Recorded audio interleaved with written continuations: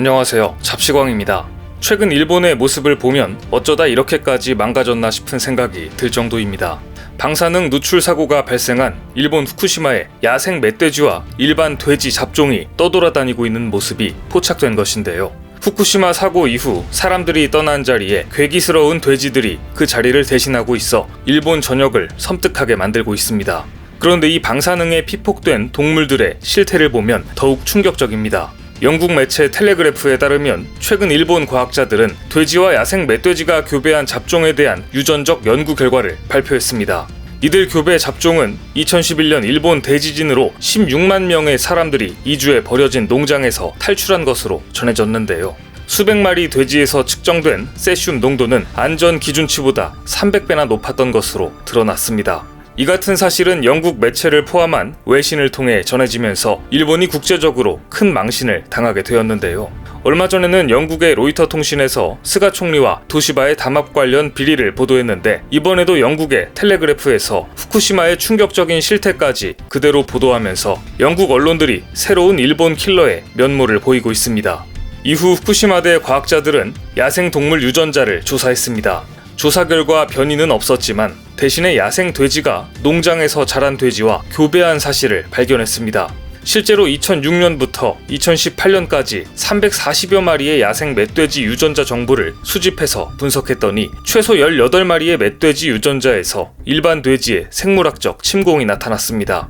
더 큰 문제는 방사선에 피폭된 야생 돼지들이 사람을 무서워하기는커녕 오히려 위협을 가해 자칫 사고로 이어질 수 있다는 점입니다. 실제로 후쿠시마 지역 당국은 사람을 전혀 무서워하지 않는 야생 돼지 때문에 곤욕을 치르고 있다고 합니다. 더욱이 멧돼지와 일반 돼지의 교배종은 후쿠시마 방사능 유출 지역을 벗어나서도 발견되고 있어 문제가 심각할 지경인데요. 방사능 오염 돼지들이 귀환 곤란 지역 이외의 곳을 침범해 2차, 3차 피해가 발생할 수 있음을 시사하는 대목입니다. 현재 발견된 돼지들은 겉모습은 크게 특이사항이 없어 보이지만 실상을 알면 그렇지 않습니다. 이미 과거에도 후쿠시마산 돼지들에게서 기준치를 넘는 세슘이 발견된 적이 있기 때문입니다. 교도통신에 따르면 지난 2012년 후쿠시마현 지역 양돈 농가가 출하한 돼지고기에서 1kg당 107베크렐의 세슘이 검출됐습니다. 이는 일본 정부가 정한 식품의 허용 한도를 넘은 수준입니다. 후쿠시마 인근에서 사육 중인 돼지들도 방사능에 오염됐는데 피폭 지역에서 자유롭게 지내고 있는 돼지들의 방사능 피폭 수치는 상상을 초월할 것으로 보입니다. 방사능으로 인해 돌연변이가 진행되고 있는 후쿠시마 돼지들이 앞으로 어떤 기괴한 형태로 변화해 갈지 걱정이 됩니다. 그런데 이런 상황에서도 일본은 후쿠시마산 음식을 도쿄올림픽 선수단에 제공하겠다는 억지를 부리고 있습니다. 실제로 최근 공개한 올림픽 선수촌 식자재 리스트를 보면 광어, 가다랑어 등 수산물은 물론 쌀, 토마토, 돼지고기 등 농축산물까지 후쿠시마산 식재료가 수십 가지 이상 포함됐습니다. 뿐만 아니라 후쿠시마 측은 도쿄올림픽이 지역 식품을 홍보할 기회라며 최근 복숭아, 오이 등을 선수들에게 제공 가능한 품목으로 올리기도 했습니다. 방사능에 오염된 식품이 분명히 있다는 것을 알면서도 버젓이 거짓말을 하고 있는 건데요. 실제로 얼마 전에도 후쿠시마에서는 방사능에 오염된 볼락이 잡혀서 볼락의 출하가 중단된 적도 있습니다. 아사히 신문에 따르면 지난 4월 후쿠시마현 미나미소마시 앞바다에서 잡힌 볼락에서 1kg당 270베크렐의 세슘이 검출됐었습니다.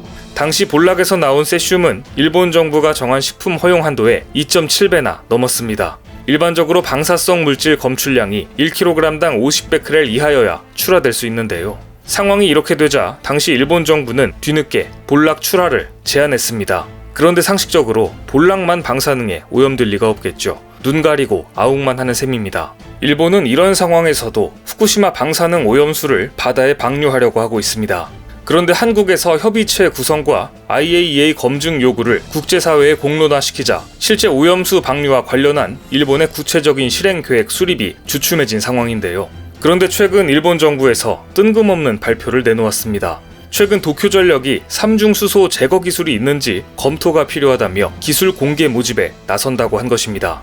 NHK에 따르면 앞서 일본 정부는 후쿠시마 원전 오염수를 다핵종 제거 설비로 거른 후 바닷물로 희석해 해양 배출하기로 오염수 처리 방침을 결정했었습니다. 하지만 이번에 도쿄전력은 기업이나 연구소가 삼중수소를 분리하는 기술을 제안하면 제3자 평가를 거쳐 실용화 가능성을 확인한다는 방침을 밝혔습니다. 지금까지 일본 정부는 오염수 해양 방류가 아무 문제 없다는 입장을 고수해왔습니다.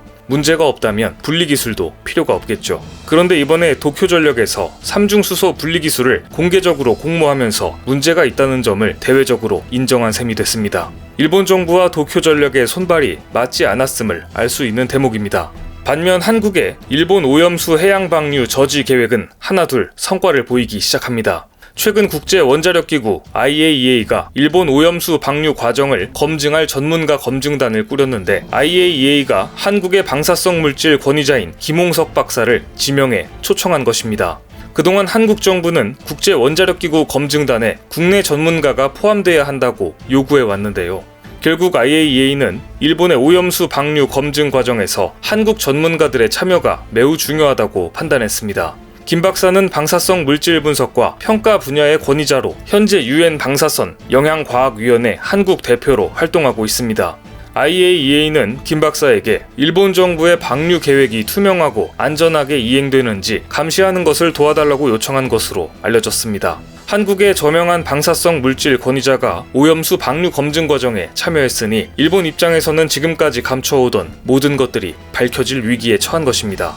뿐만 아니라 도쿄전력에서 공모한 오염수 처리 기술도 한국에 있는 것으로 보이는데요. 국내 연구진이 방사능 오염수 처리에 활용할 수 있는 흡착제를 개발하면서 우리 기술로 후쿠시마 원전 오염수를 처리할 수 있는 가능성이 높아졌습니다. 한국원자력연구원에 따르면 최근 양희만 박사 연구팀과 카이스트 연구팀은 우라늄 핵분열 과정에서 나오는 세슘과 스트론튬을 선택해 제거할 수 있는 황제올라이트 복합체를 개발했습니다. 일반적으로 제올라이트는 실리콘과 알루미늄으로 이루어진 다공성 결정체로 방사성 핵종 흡착에 널리 쓰이는 물질입니다. 하지만 세슘과 스트론튬에 대한 흡착성이 떨어지는 아주 큰 단점이 있습니다. 일본의 오염수 문제로 세슘과 스트론튬을 제거하기 위한 흡착제 개발이 진행 중이지만 대부분 제조 과정이 복잡하고 가격이 비싸 상용화가 어려웠는데요. 그런데 놀랍게도 이번에 국내 연구진이 구현하기 어려운 처리 기술을 개발해낸 것입니다. 국내 연구진은 기존의 제올라이트 기공 내부에 세슘, 스트론튬과 화학적 친화력이 높은 황을 넣어 연구를 진행했고 그 결과 흡착성을 높였습니다. 뿐만 아니라 황을 많이 넣을수록 세슘의 흡착성이 크게 향상된 것을 발견했습니다. 연구진은 황제올라이트 복합체를 오염 지하수 정화 실험에 적용한 결과 방사성 세슘과 스트론튬이 각각 99.4% 이상 제거되는 것도 확인했는데요. 특히 세슘과 스트론튬이 동시에 존재하는 조건에서 두 핵종 모두 97.5% 이상 제거된 것을 확인했습니다. 즉 앞으로는 방사성 오염 핵종인 세슘과 스트론튬을 동시에 제거할 수 있게 된 것입니다. 해당 기술은 후쿠시마 원전 오염수 처리 과정에서 나오는 다량의 방사성 물질 처리에 활용할 수 있을 것으로 보이는데요. 기존의 오염수 처리 공정 과정에 사용되고 있는 제올라이트가 국내 연구진이 개발한 흡착제로 대체되는 것은 시간 문제일 것 같습니다. 육지에는 방사능에 피폭된 돌연변이 돼지들이 돌아다니고 바다에도 방사능에 피폭된 해양 생물들이 돌아다니는 상황에서도 일본은 오로지 올림픽에만 눈이 멀어 있습니다. 일본이라는 나라가 어쩌다 이 지경까지 왔는지 안타까울 뿐입니다. 오늘 준비한 소식은 여기까지입니다. 댓글을 통한 여러분들의 많은 의견 기다리겠습니다. 많은 분들의 생각이 모였을 때 진정 가치 있는 지식이 완성될 것입니다. 시청해주셔서 감사합니다.